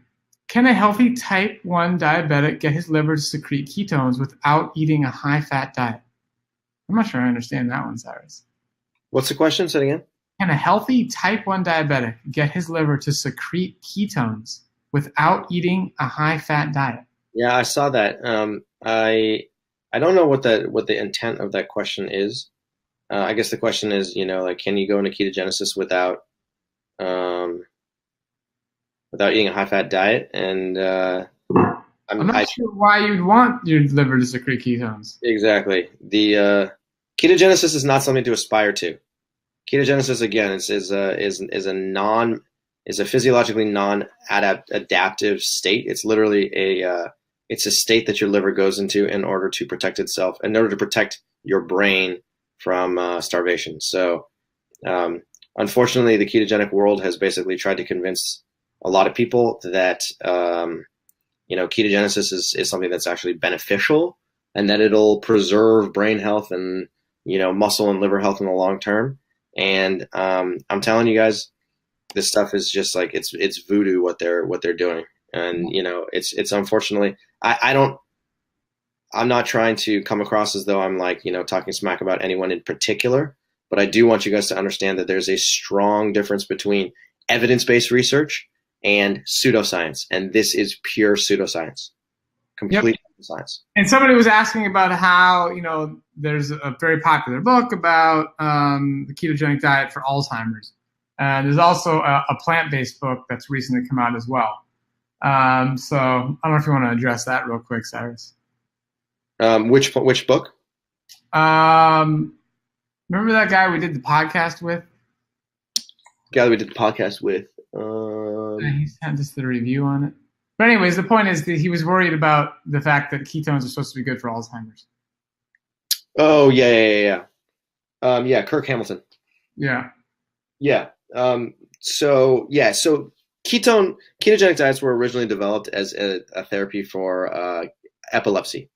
And what they found is that kids who were experiencing epilepsy benefited significantly from a low carbohydrate diet, from a very low carbohydrate diet. So they would take these epileptic kids, they would put them on a ketogenic diet, and all of a sudden they would get less seizures. So their incidence went way down. And they were like, cool, looks like we found a solution for, epilepsy. And then from that point onwards, they studied it more. And then somehow they found out that it was improving lipids and it was improving glucose. And so then they said, okay, well, maybe this is a diabetes therapy. And then boom, now you have yourself a diet which is happens to have some short-term effects that are measurable, that has now been turned into a fad to convince people to eat more meat and more cheese. That's pretty much what it is. Okay. Somebody said, let's see. Go back to the little spreadsheet here. Somebody says, what do you think of vitamins? So when we encourage people to get all the nutrition from low-fat, plant-based whole foods. So that's like step number one. And, there's a lot of reasons for that, but one in particular is the synergy that happens when you eat whole foods. Like the vitamins and the minerals and how they work together is something beyond our comprehension. We will never understand it. It's just incredible. Trillions of cells doing trillions of actions, interacting every single second, every single day. It's mind-boggling. So an isolated vitamin or mineral or in a pill is just not the same. Now, there are certain cases where it's called for, and that's, various conditions, and something's not working and somebody's sick for whatever reason. Sometimes you want to, again, use some vitamins, use some plant medicine in certain situations. That happens. But the first line of defense is fixing the diet, and there's a lot of people in our culture right now taking supplements or spending a lot of money on supplements, yet they're eating a terrible diet. And that's just backwards. The supplements are not going to compensate for a bad diet. We do recommend that people take B12. So that's a supplement that we recommend. And hopefully that is helpful. Okay. Somebody is asking, how do you know the stage? I think they're asking, how do you know what stage of fatty liver you have?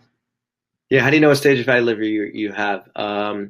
You can basically get liver imaging. I think you can either get an ultrasound or you can get, I think an MRI might be able to diagnose it. But through some kind of imaging techniques, they can actually take a look at the level of scarring inside of your inside of your liver. You can actually see white circles or dark circles, which represent either calcified areas or excess fatty deposits. And depending on the amount of scarring can kind of determine whether you're at liver, fatty liver, fibrosis, or liver cirrhosis. Cool. All right, this is a good one. Will drinking amla green tea at bedtime help me with dawn phenomenon blood glucose spikes? It doesn't matter what time of the day you drink it. Just drink it at least once a day and be consistent about it. If you have it in the morning, fine. If you have it in the middle of the day, fine. If you have it in the evening, fine. Literally just get it into your body and have it circulating every single day, and the time of the day is less relevant. Yeah, and here's what I'm going to say. I'm going to say it's worth a chance. I mean, I think we've seen it happen, but, why not give it a 30-day trial and just see what happens? It's a pretty limited risk. And we'd love to hear from you. Let us know how it goes. Let's see here. Does amla reduce overall mortality? So amla, I don't know the answer to that question. The fact of the matter is, I don't think there's any studies to show that, if you take amla, you're gonna reduce mortality. But, by logical extension, AMLA improves fasting lipids. I'm sorry, AMLA improves lipids. AMLA improves glucose. And we know from plenty of peer-reviewed evidence that better improved fasting lipids and improved fasting glucose leads to better outcomes in the long term. So, indirectly, I would say, yeah, AMLA can significantly improve your metabolic health and therefore decrease your risk for chronic disease, period. Cool. All right, somebody asked a really good question. They're saying, hey, I'm transitioning from a paleo diet to your diet. Is there a period of risk during the transition period when there's currently too much fat in my system, so there's an overlap, high carbs and fatty environment? This is a very good question. I love it. Do you want to answer it, Cyrus, or do you want me to answer it? Yeah, sorry, you cut out. Can you say that one more time? Yeah, so this question is asking, basically this person is transitioning from a paleo diet to our diet. Okay. And he's saying, is there a risk during the transition period when there's currently too much fat in my system and there's an overlap of high carbs and a fatty environment? Phenomenal question. The answer is yes. Is there a risk? No, there's no risk. But what could happen is that your blood glucose could go up temporarily and then it will come back down. So you can slice it in one of two ways. You can either say, I don't really care about temporary elevations in blood glucose, and that's likely to last you maybe like 1 week or 2 weeks at the most. Or you could basically say, no, I do care about temporary elevations in my blood glucose. I want to be more conservative, in which case I would take a two-step approach. The first step is I would integrate more non-starchy vegetables and legumes. That would be the base of my diet. Okay. Then over the course of a week to 2 weeks, I would slightly increase my intake of fruit and starchy vegetables. So you start with foods that are low glycemic, and then you transition to higher and higher and higher glycemic foods over the course of about a 1 to 2 week long period. And by doing that, you can actually limit the amount of blood glucose elevations that occur during this overlap phase. And you are probably going to be pretty pleasantly surprised by how quickly your blood glucose responds. Just as like a frame of reference here, at our retreats, when we do in-person retreats, which we're going to be hopefully putting another one on sometime in the next few months, people come to us and they've been, eating a standard American diet or a low carbohydrate diet, and then we transition them immediately, with no questions asked, onto a low-fat, plant-based, whole food diet that is full of fruits and full of potatoes and full of squash. And a lot of people are like, oh, I'm scared. And within 4 days, we have a near perfect track record of getting significant improvements in blood glucose and reduced oral medication and reduced insulin use in 4 days. So you're like, most people think like, oh, well, I've been eating this way for years. It's going to take a long time for me to start to see improved blood glucose. And that's actually not a true statement at all. It happens much quicker than you might believe. Totally. I think there's some questions that have come in the chat box. And I think Kylie and Heather have answered some of these, but just in case somebody wasn't reading, we'll try and answer them real quick. So somebody says, how about bread and flour products and pancakes? So those are going to be meals that we put in the yellow light category. Those are processed foods. So whatever the bread was made out of, whatever the flour was originally, we're suggesting that it's best to eat that in its intact whole form. Same with pancakes. So pancakes are made out of flour. It's processed. That's not good for trying to get your blood glucose under control. Somebody's asking about nutritional yeast. Can I use fortified nutritional yeast? Now, this is, again, part of our coaching program is, we give you guys information and you can make your own choices. Some people in our program eat nutritional yeast, no problem. Some people have looked into it and said, you know what, it's basically like MSG and has a toxic effect and people get a headache from it or something like that. So you get to decide. Nutritional yeast is a personal decision. It's not really the end of the world one way or the other in regards to reversing insulin resistance or reversing fatty liver. It's a personal choice. Let's see. What else do we have? I'm loving the participation here. This is great, guys. People staying, asking questions. These are good questions. Let's see. What do high liver enzyme numbers indicate? Especially with good lipid and blood glucose. Okay, so that's a great question. high liver enzyme biomarkers can basically indicate, it's basically an indicator of liver damage. And these enzymes get elevated in states where your liver is experiencing metabolic distress. Now, the reason why, if you just get your AST and ALT measured, it's not definitive, is because there's many things that can elevate your AST and ALT. If you are an alcoholic, you're likely to have elevated AST and ALT. If you overuse aspirin, that can happen. If you have a condition called hemochromatosis, which is iron overload, your liver enzymes can go up. If you have hepatitis, your liver enzymes can go up. If you have the flu, your liver enzymes can go up. If you're struggling from a common virus, a cold, your liver enzymes can go up. If you have a bacterial infection, your liver enzymes can go up. So there's many reasons why that would happen, but in combination with your lipid panel and your fasting glucose, that is a way to get kind of a comprehensive view of what your liver is actually doing. And then that is a good indicator of whether you would benefit from really giving your liver some TLC.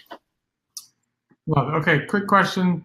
This is from Yosh. How does time of exercise affect fasting blood glucose numbers?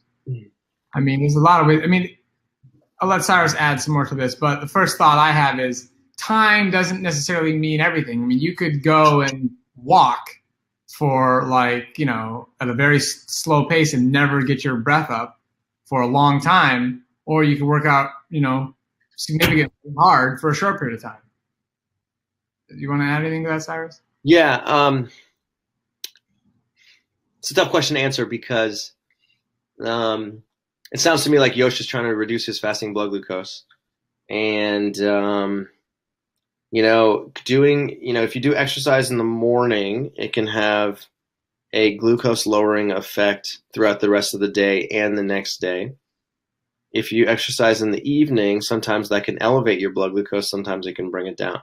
So Yosh, I think the answer to your question, the way I would answer it, is I would say it requires some experimentation because there's a certain amount of bio-individuality from person to person. So some people will find that they'll exercise in the evening and then they'll wake up with a high fasting glucose. Some people will exercise in the evening and they'll wake up with a low fasting glucose. And you can explain both of them using simple biology. So let's work on this together because I know you're already in the coaching program and I know you're working super hard. And so what we can do is try and find a way, whether the time of your exercise actually matters or if it's the type of exercise that actually matters. Because cardiovascular exercise and resistance exercise have different effects. And I can work with you closely to see if we can manipulate that to your advantage so that we can decrease your fasting glucose and make sure that you have a strategy for success.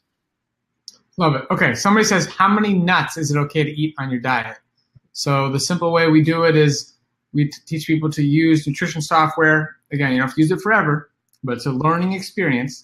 And we say a maximum of 30 grams of total fat per day. So you'll see that there's fat in all the food that you eat. And then, how you can fit in a little bit of nuts and seeds, you'll see through the software. Also, another way to look at it is 15% maximum calories from fat. I don't know if, Cyrus, if you want to give like a little portion size, whether it's an ounce or half an ounce or something like that. Yeah, I don't actually know the ounce conversion, but basically just like you're saying, monitor your diet, make sure your overall fat intake is usually under 30 grams per day. And then, also make sure that your total fat content is approximately 15% or maybe a little bit lower than that. And then that's how many nuts you can eat. It depends, the answer is it kind of depends on what the rest of your diet is. If you're eating, very small amounts of food, then you probably can't withstand very many nuts. If you're eating much larger amounts of food, you can probably withstand a little bit more nuts. So, under 30 grams or under 15%. Cool. I feel like there's a lot of. Do you see the chat box, Cyrus? There's a lot more questions continuing to come in. No, I can't because my screen is locked out on that. Okay, and I think Callie's answering most of these and Heather as well. So when I look at the spreadsheet, maybe the spreadsheet is any questions that have not been answered. So here we go. Let's see. Hope you guys know about Dr. Jason Fung. He promotes fasting and low carb. He has great following and great results. What do you say about that? I mean, again, like we have no desire to have pick any fights with any particular people or anything like that. And honestly, anybody who goes out there and they do a low carbohydrate diet, like they really take the effort to follow that and they do the fasting and they get great results, like kudos to them, like credit. Like we have so much more in common than we don't have in common. So anybody who's doing that, like high fives, congratulations. You know, we agree to disagree on a lot of points. I mean, that's the bottom line. So, you know, one position we'll always state over and over again is like any result that people are getting with any of these ketogenic diets and fasting and all that, like we can get the exact same results here with no other side effects, with no, like, where's the research suggesting that eating more fruits and vegetables and potatoes and squashes and beans and like, where is the research even suggesting that that stuff is going to cause long-term problems? Absolutely. Then you go look at the journals. How many papers are putting into question the consumption of eggs and bacon? And I mean, it's just like the titles of nutrition papers that are linking those foods to health problems is through the roof. So I don't, you know, like it's just like you get to choose, and we're here to support people on how to do the what we think is the healthiest version. And that's it. We're not picking fights. We're not going after anybody. We're just, Cyrus is here stating the science, and that's it. And yeah, and to follow up on that, you know, Dr. Jason Fung, he's brilliant. He's a very, very smart man. And so he has found that, you know, intermittent fasting is a very effective technique for weight loss, for reversing insulin resistance, for improving glucose, and for, you know, reversing diabetes as a whole. So it's great. Where his logic falls apart is he is an advocate of a low carbohydrate diet because, again, he's in the camp where he says carbohydrates are your enemy, and anytime you eat something that contains glucose, that's gonna cause a spike in insulin. The biology just doesn't check out. Trust me, I've spent so many thousands of hours reading this stuff. If you're in a high-fat environment, then eating carbohydrates is impossible. If you're in a low-fat environment, eating carbohydrates is very possible. I wish Jason Fung understood this, because if he did and he actually saw the results of people following a low-fat, plant-based, whole food diet and saw the results of people in our coaching program, he might think differently. I don't know. He might. But, you know, from the fasting perspective, he's brilliant. He's a genius. But from the dietary perspective, his logic does not work, just does not check out. Okay, somebody's saying, researchers at the University of Copenhagen suggest that gut bacteria imbalance may raise the risk of developing insulin resistance. Have you seen research like this?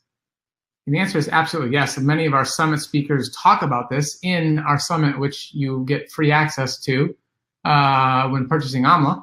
So I'll say yes, and let Cyrus say anything else he wants to say on that topic. Yeah, actually, so there's a lot of research going into the gut microbiome and you know how it's affected by diabetes or how it's causational in diabetes. We're putting on another Mastering Diabetes online summit in February of next year.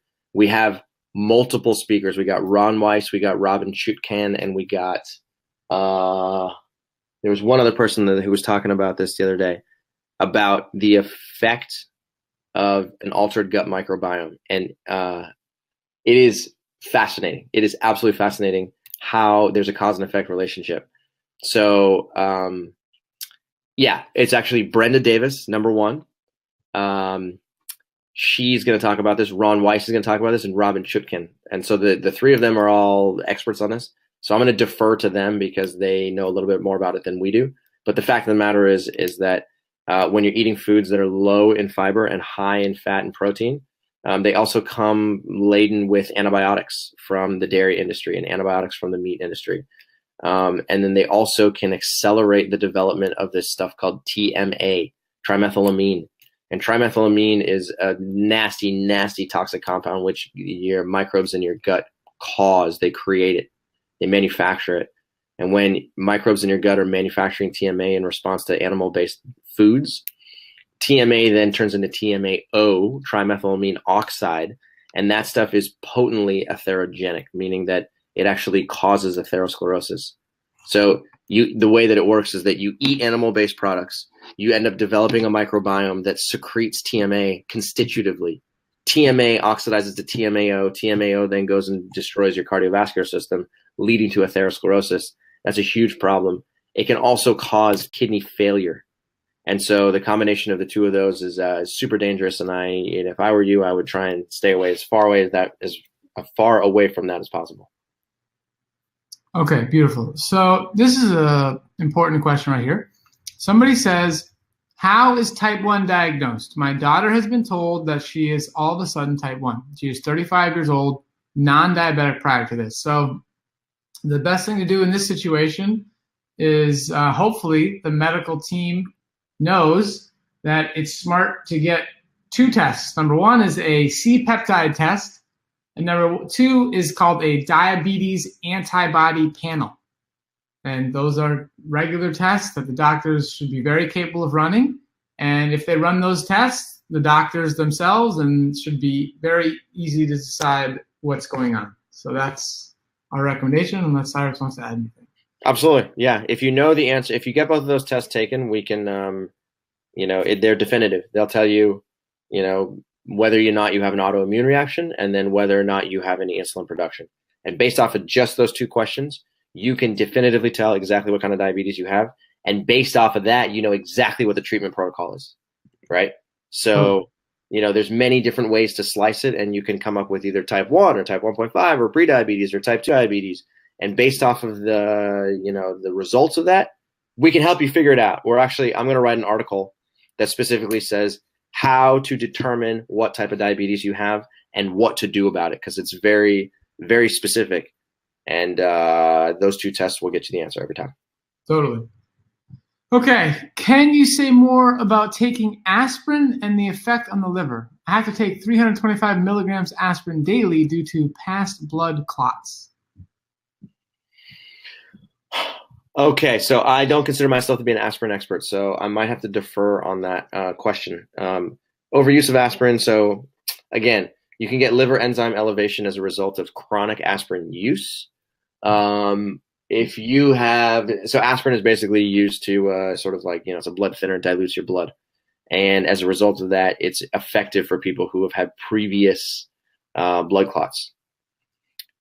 But rather than using aspirin, consuming a low-fat, plant-based whole food diet where you're limiting the total fat and protein intake of your diet is incredibly effective for decreasing the viscosity of your blood. Okay, so let's think about what that means.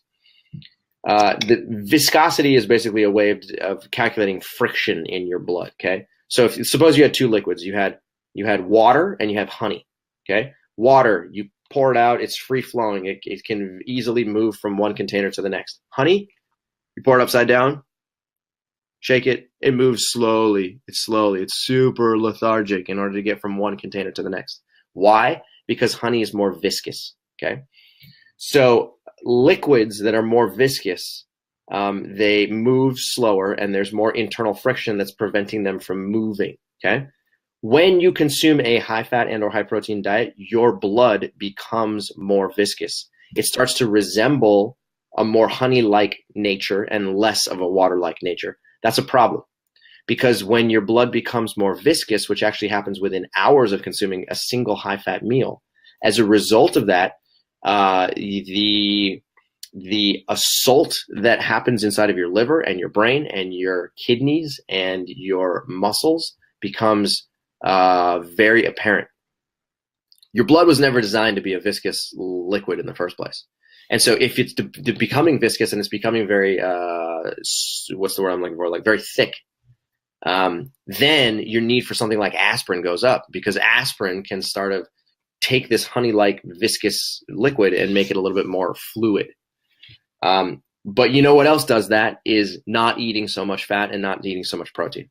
So by limiting your fat and protein intake and by pouring in vitamins and minerals and fiber and water and antioxidants, you can actually make your blood much less viscous. And especially if you're doing that for breakfast and lunch and dinner on repeat every single day, over and over and over and over and over again, the viscosity of your blood goes way down. And then your need for aspirin goes way down. And as a result of that, your liver can actually decrease its AST and ALT production and resume to a much more normal and sort of healthful state of being. Excellent. Okay, somebody says Roy Taylor study reverse type 2 diabetes with calorie restriction. Any thoughts? Sure, you can absolutely. I mean, sure. If you calorie restrict yourself, if you intermittent fast all day long, you can absolutely reverse type 2 diabetes that way. I mean, this is not new. We've known this for 85 years, right? But I'm giving you another option. Okay, I'm saying, listen, if you want to reverse type 2 diabetes, stop eating food. Just do it. Just stop eating food. You will reverse type 2 diabetes, no question. But you don't have to go to that extreme. That's my point. Okay, you don't have to do that. Okay, if you want to live a more normal life, and if you don't necessarily want to have to go into this restricted state of being, what you can do is adopt a low-fat, plant-based whole food diet and incorporate some intermittent fasting every once in a while. And as a result of that, you can also achieve the same thing. You can also reverse insulin resistance and type 2 diabetes. You're just going to do it at a slightly slower rate. But that's okay because it's not a race, right? So if you want to fast, you want to calorie restrict, go for it. I'm not going to stop you from that. It's very effective. But my point is that you don't have to do that. Totally. Okay. What causes a diabetic foot infection and can it be healed?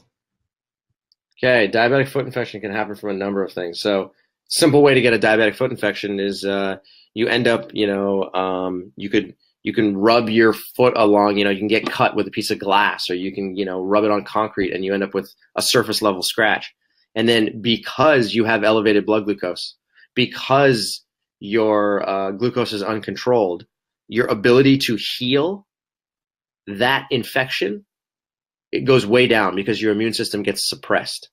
And so as a result of that, an otherwise harmful scratch or an otherwise harmful, what's the word I'm looking for? Like incision on your skin can become infected because your immune system can't heal it properly. And then it becomes more infected, and then it becomes more infected, and then they get to a certain point where now you might end up with, necrotic tissue on your foot, and then you might end up with the need for a leg amputation. That happens all the time with people with diabetes. Okay, so having uncontrolled blood glucose suppresses your immune system, and when you suppress your immune system, you can't heal. You just can't heal from colds and viruses and scratches and cuts, and you get headaches and you feel terrible, right? So anything that compromises your immune system increases your risk for infection, whether that infection either comes from, a bacteria or a virus into your nasal cavity and into your face and your eyes, or whether it comes from rubbing your foot against a piece of glass and getting cut and then ending up with an actual infection on your skin. Excellent. Okay, I think we got two more questions. I think we'll probably call it a night. So somebody says, we'll do this one last. So the other one is, what about alcohol consumption on the Mastering Diabetes plan? Okay, alcohol consumption. Here's what I would say. We're not trying to turn you guys into, ascetics. You don't have to become a monk. If you choose not to drink any alcohol, that would be the gold standard. Okay. If you choose to drink 0 glasses of alcohol per week, go for it. That's effectively what I do, and that's what a lot of people do, and it works beautifully. It's a personal choice. If you said to me, hey, Cyrus, I like to have a glass of wine every so often, or I want to have a beer, that's okay, right? So what I would recommend is try and minimize your alcohol intake to absolutely less than 4 drinks per week. And if you can get to 0 drinks per week, then do that, right? But, once you're going beyond 4 drinks per week, then you're running the risk of damaging your liver and causing ancillary problems down the road.